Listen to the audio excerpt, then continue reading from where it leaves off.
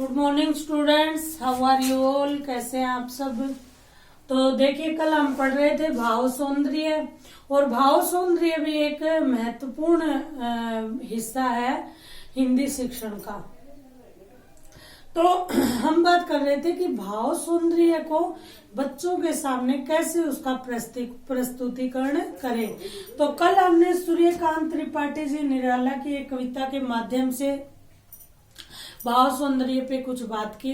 आज एक बार फिर एक और उदाहरण हम देखते हैं कि केदारनाथ अग्रवाल जी की एक बड़ी अच्छी मन को भा लेने वाली और ग्रामीण अंचल का दृश्य हमारे सामने प्रस्तुत करने वाली कविता है चंद्रगहना से लौटती बेर। तो उस कविता के माध्यम से हम देखते हैं कि कैसे कविताएं हमारे मन में सरस एक रसयुक्त भाव को तरंगित कर देती है। तो देखिए, कविता के कुछ अंश देखते हैं। चंद्रगहना से लौटती बेर, ये कविता का नाम है और इसका छोटा सा अंश हमारे सामने प्रस्तुत किया गया है। चंद्रगहना से लौटती बेर, ठीक है। इसके कवि कौन है? केदारनाथ अग्रवाल। तो कहा गया है, और सरसों की न पूछो हो गई सबसे सयानी, और सरसों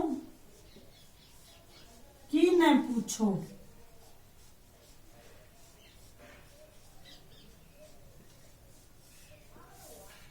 हो गई सबसे सयानी, हो गई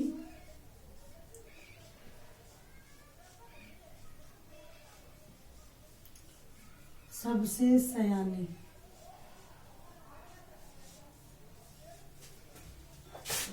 ठीक है। हाथ पीले कर लिए हैं ब्याह मंडप में पधारी, हाथ पीले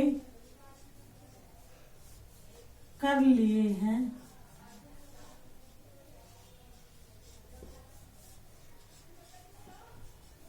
और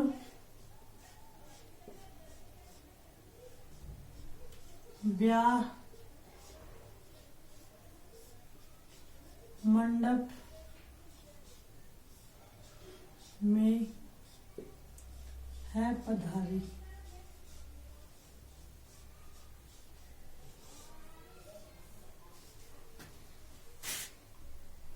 फाग गाता मास फागुन आ गया है आज जैसे, फाग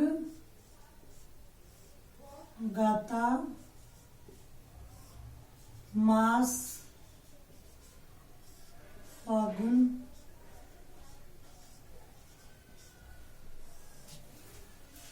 आ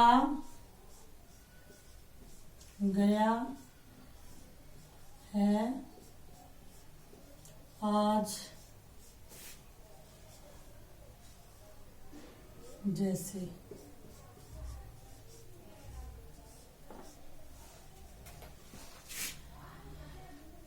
देखता हूं मैं स्वयंवर हो रहा है, प्रकृति का अनुराग अंचल हिल रहा है। चलो, ब्लैक बोर्ड छोटा है, हम इतना ही करते हैं।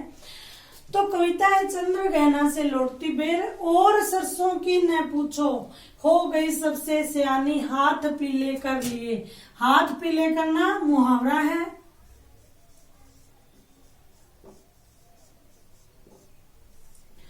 और ब्याह मंडप में, ब्याह मंडप में, ब्याह मंडप में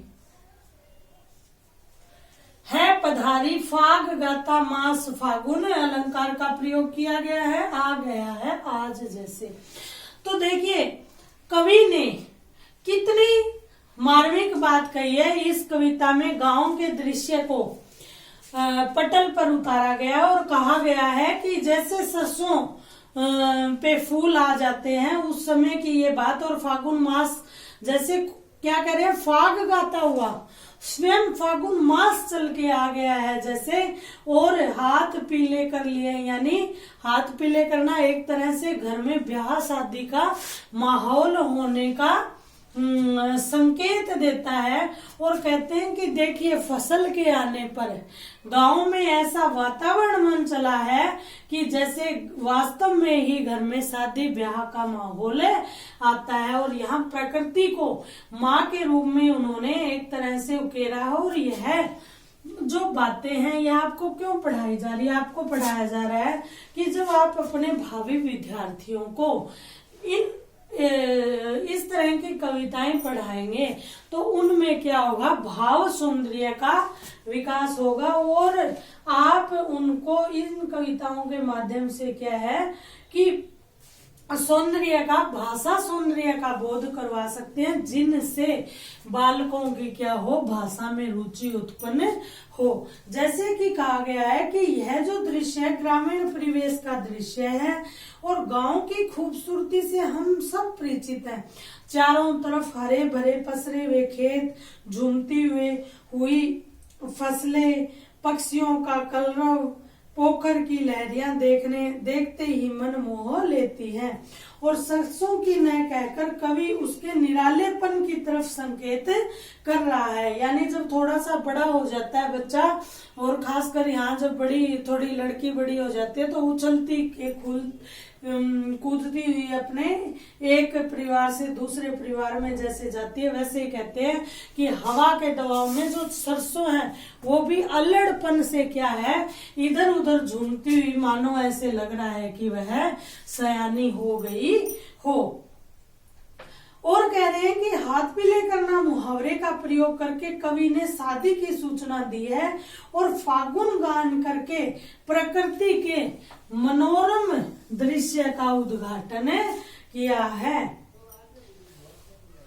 और देखिए कि इसी तरह हम बालक में सौंदर्य चेतना भाषा का ऐसा संस्कार डाल सकते हैं कि देखो बेटा कितने सरल से शब्दों का प्रयोग करके कवि ने कितनी बड़ी बात कह दी। उसी तरह महादेवी वर्मा के अनेक समसमणात्मक रेखा चित्र हमारे सामने होते हैं, जिनको हम पढ़ते हुए बिल्कुल सरलता से महादेवी वर्मा मर्म तक पहुंच जाती है। चाहे उनकी नीलू का वर्णन हो, चाहे उनकी एक हिरणी थी उनका वर्णन हो। देखो मैंने 7th क्लास में पढ़ी थी और जैसे ही आज यह जिक्र आया तो वो मेरी स्मृति है वो पुनर्जीवित हो चुकी है। और वास्तव में जिस दिन हमने वह पाठ पढ़ा था तो आंखों में आंसू आ गए थे। वो हिरनी थी, उछल कूद करती हुई घूमती थी। ये तो मैं आपको स्वयं अनुभव भी बता सकती हूँ। यहाँ पे तो आपकी क्लास में तो गिल्लू नामक उनके संस्मरण का वर्णन है, लेकिन सोना था शायद नाम, मुझे इतना कंफर्म नहीं है। लेकिन एक छोटी सी सा हरिण शावक महादेवी वर्मा जी लाई थी और वो उनको बोतल, जैसे छोटे बच्चे को माँ दूध पिलाती है ना, वैसे बोतल से दूध पिलाया गया था, उनका लालन पालन किया गया था और वह सारे कैंपस में उछलता कूदता हुआ घूमता था। और महादेवी वर्मा वर्णन करती थी कि कोई लड़की उसके माथे में टीका लगा देती थी, कोई लड़की उसको चंदन का टीका लगाती थी, कोई कुमकुम का टीका लगाती थी, कोई कुछ करती थी, कोई उसको प्रसाद खिला देती थी। और अंत में जो उसका अंत था बड़ा ही विदीर्ण करने वाला था। तो यह ऐसे हम बालकों के मन में क्या है, भाव सौंदर्य की वृद्धि कर सकते हैं। यहाँ देखो गिल्लू का एक अंश पढ़ते हैं कि सोन जूही में आज एक पीली कली लगी है, इसे देखकर अनानास ही उस छोटे जीव की याद आ गई जो इस लता की सघन हरितिमा में छिप कर बैठता था और मेरे निकट पहुंचते ही कंधे पर मुझे कूद कर चौंका देता था। तब मुझे कली की खोज रहती थी, पर आज उस लघु प्राण की खोज है। यानी यह गिल्लू है जो अब उनके साथ नहीं रहा। तो देखिए कि लेखिका इसमें गिल्लू के प्रति अपना आत्मीय व्यवहार व्यक्त कर रही है और वो पढ़ के हमें बड़ा अच्छा लग रहा है। इसी तरह से प्रेमचंद जी की मशहूर जो कविता है, वो कहानी है ईदगाह, हम उसको ले सकते हैं। तो अनेक हम उदाहरणों के माध्यम से हम बालकों को समझा सकते हैं कि जो सौंदर्य बोध है वह वास्तव में भाषा के प्रति बालक का प्रेम जगाता है। और मैंने आपको कहा है कि आपको बिल्कुल नहीं पता कि आपके सामने वाली क्लास में शायद भावी महान लेखक बैठा हो, तो इसीलिए आपको बालक को हर विषय बड़ी तन्मयता से पढ़ाना होता है। तो अब बात करते हैं 1.3.2। पॉइंट 1 था सौंदर्य बोध। सौंदर्य बोध आपको अच्छी तरह मैं समझा चुकी हूँ। एक बार फिर मैं आपको एक्सप्लेन कर देती हूँ कि सौंदर्य बोध का टॉपिक जब आप अपनी परीक्षा के लिए क्लियर करें, और यदि हिंदी भाषा साहित्य में आपकी रुचि है, तो आप जो रचनाएं मैंने आपको करवाई है, इनके अलावा जिन रचनाओं में आपकी रुचि है, उन रचनाओं के माध्यम से भी बालकों को भाषा के सौंदर्य बोध तक आप पहुंचा सकते हैं। इसमें गद्य लेखन, पद लेखन दोनों ही समाविष्ट हो जाएंगे। और आप सबको अगर कहीं ना कहीं संस्मरण हो आ रहा है, तो हम सौंदर्य बोध को लगभग 6ठी कक्षा से शुरू करके 12वीं कक्षा तक पढ़ते हैं। और यदि हमारी रुचि होती है तो हम अलग से उपन्यास, कथा, कहानी खरीद के, कविता खरीद के पढ़ते हैं। तो वह ठीक हमारी कहीं ना कहीं शिक्षा का ही परिणाम है, कहीं ना कहीं हमारी उच्च स्तर पर प्राथमिक शिक्षा है। उसमें जब हमारे उस काल में जब हमारे अंदर कोई ना कोई भाषा के प्रति लगाव का बीज यदि पड़ा है, तो वही आगे जाकर वृक्ष का रूप धारण करता है। 1.3 है साहित्य बोध।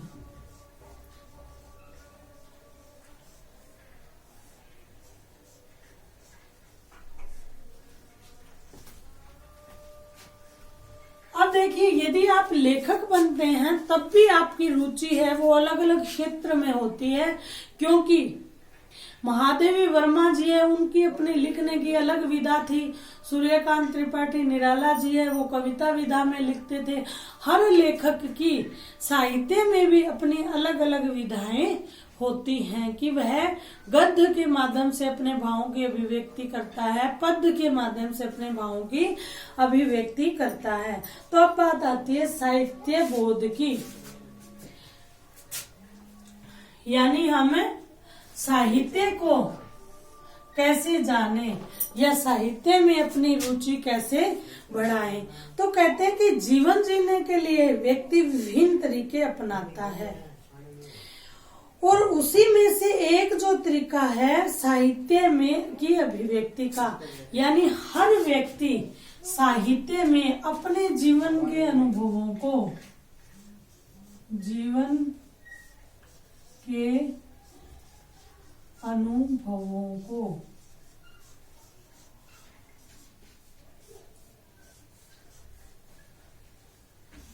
भिन्न भिन्न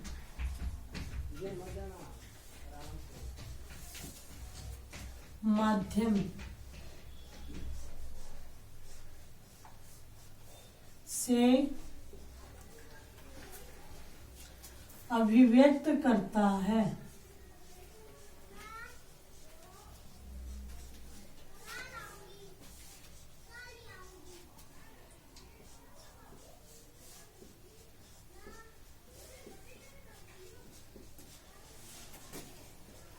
जैसे गद्य, पद, संस्मरण लेखन,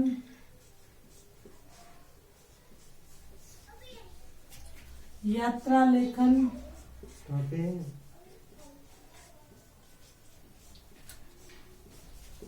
या जीवनी लेखन,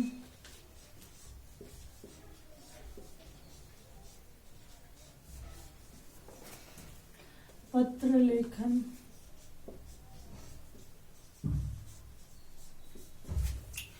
डायरी लेखन,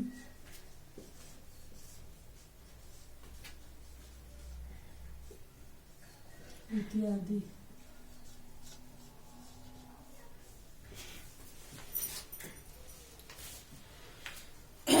तो देखिए साहित्य में अनेक विधाएं शामिल हैं। ठीक है, साहित्य में क्या है,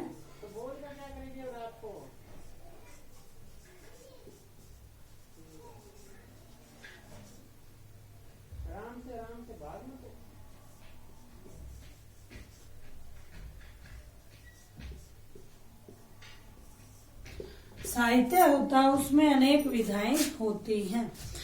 तो कहते हैं कि व्यक्ति जो लेखक है वह क्या करता है, अपने जीवन के अनुभव के आधार पर अपनी जो लेखनी है, अपनी जो कलम है, वो कविता, नाटक, रेखा चित्र, संस्मरण, व्यंग्य, निबंध, जीवनी आदि के रूप में प्रकट करता है। इन विधाओं को पढ़कर समझना ही भाषा शिक्षण का महत्वपूर्ण आयाम है। इन रचनाओं को पढ़कर समझना और समझकर अपने सम्मुख बैठे विद्यार्थियों तक उस भाव को संप्रेषित करना ही भाषा शिक्षण का मुख्य उद्देश्य है। तो थोड़ी सी असुविधा के लिए मैं माफी मांगना चाहूंगी। शाम का समय है और आपको पता है कि इलेक्ट्रिसिटी चली गई, तो कोई बात नहीं है, इसको मैं आपको मौखिक रूप से एक्सप्लेन करती हूँ कि साहित्य बोध का अर्थ यहाँ पर क्या है कि साहित्य को पढ़कर उसके भावार्थ को ग्रहण करना व दूसरों तक उसकी शिल्पगत विशिष्टताओं को पहुंचाना। जैसे इस साहित्य लेखन की भाषा कैसी थी, बिंब कैसे थे, प्रतीक कैसे थे, किस प्रकार के अलंकारों का प्रयोग हुआ है, किस प्रकार के छंदों का प्रयोग हुआ है, किन किन मुहावरों का, लोकोक्तियों का प्रयोग हुआ है, यह सब पहचान करना साहित्य बोध के अंतर्गत ही आता है। और साहित्य के पठन पाठन में विद्यार्थी को हजारों नए शब्दों व उसके अर्थों का बोध होता है। तो एक तरह से कह सकते हैं कि साहित्य पठन से विद्यार्थी व शिक्षक के शब्दकोश में भी वृद्धि होती है। वहीं वह ध्वनि, शब्द, वाक्य, संवाद के स्तर पर भी भाषा की जटिल संरचनाओं से भी धीरे धीरे परिचित होता है और उसका उचित प्रयोग करता है। साहित्य के प्रति सहज ही लगाव बच्चों का उच्च प्राथमिक स्तर पर हो जाना चाहिए। ऐसा एक कुशल शिक्षक की जिम्मेदारी या उसका कर्तव्य होता है और बच्चे धीरे धीरे मौलिक लेखन से स्वयं भी जुड़ सकते हैं। आपको एक कुशल शिक्षक होने के नाते बच्चों को समय समय पर कुछ न कुछ लिखने के लिए प्रोत्साहित करना चाहिए और उचित मार्गदर्शन देना चाहिए। जैसे कि एक भवानी प्रसाद मिश्र की कविता के माध्यम से मैं इस क्लास को समाप्ति की ओर ले जाऊंगी। भवानी प्रसाद मिश्र, भवानी प्रसाद मिश्र उनकी उपाधि थी, तो उपाधि को हम हमेशा ब्रैकेट में लिखेंगे। उनकी एक कविता थी बड़ी ही प्रसिद्ध और बड़ी अच्छी कविता है, कठपुतली। कठपुतली तो आप सब राजस्थान के बच्चे हैं तो बिल्कुल भली भांति समझते होंगे। कठपुतली से हास्य क्या है कि कठपुतली का संचालन स्वयं नहीं किया जा सकता उसके द्वारा, बल्कि कठपुतली का संचालन किसी अन्य के द्वारा या उसको बनाने वाले के द्वारा किया जाता है। तो कहते हैं गुस्से से उबली बोली, ये धागे क्यों हैं मेरे पीछे आगे, इन्हें तोड़ दो, मुझे मेरे पांव पर छोड़ दो। सुनकर बोली और कठपुतलियां, बहुत दिन हुए हमें अपने मन के छंद छुए, मगर पहली कठपुतली सोचने लगी, ये कैसी इच्छा मेरे मन में जगी। तो देखिए कितना प्यारा और मनोरम भावों का चित्रण कवि द्वारा किया गया है। और इन पंक्तियों को पढ़ते ही सहज हमें समझ में आता है कि कहीं न कहीं एक ऐसी व्यवस्था जो हमें कठपुतली की तरह नाच नचा रही है। अब ऐसा यथार्थ में संभव नहीं है कि कठपुतली के मन में ऐसा भाव आए, क्योंकि वह निर्जीव है। लेकिन कहीं न कहीं लेखक अपने समाज में हो रहे ऐसे व्यवहार के प्रति अपना गुस्सा या अपनी उद्वेलना जाहिर कर रहे हैं कि मैं इन बंधनों को तोड़ना चाहता हूँ और ये बात मेरे मन में जगी है। लेकिन तदर्थ ही उसके साथ की जो कठपुतलियां यानी समूह के लोगों के मन में भी वह विचार उत्पन्न कर देता है, परंतु यह विचार उत्पन्न करके फिर स्वयं ही ठिठक जाता है और एक बार सोचता है कि अरे ये कैसी इच्छा मेरे मन में जग गई है, यानी कहीं न कहीं मैं उपद्रव का संचालन करता तो नहीं हो रहा हूँ। और वह इस बात पर अपने एक बार फिर दोबारा गौर फरमाता है। और आज की क्लास इतनी ही, आगे बढ़ेंगे कल और उम्मीद करती हूँ आपको क्लास पसंद आई होगी, अच्छा लगा होगा। धन्यवाद।